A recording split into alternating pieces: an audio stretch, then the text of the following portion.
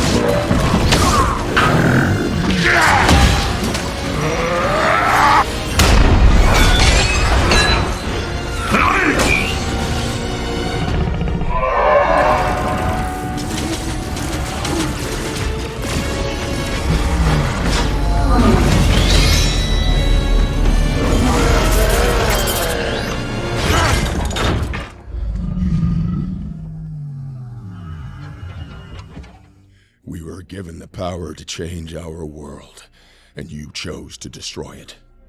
Just like Sentinel, you have betrayed Cybertron and its citizens. And you betrayed me.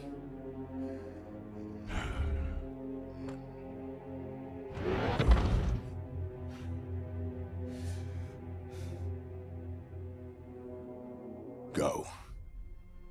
Take the High Guard and leave. You are banished from Iacon.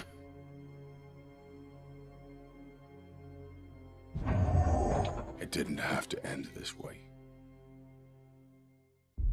This isn't over, Prime.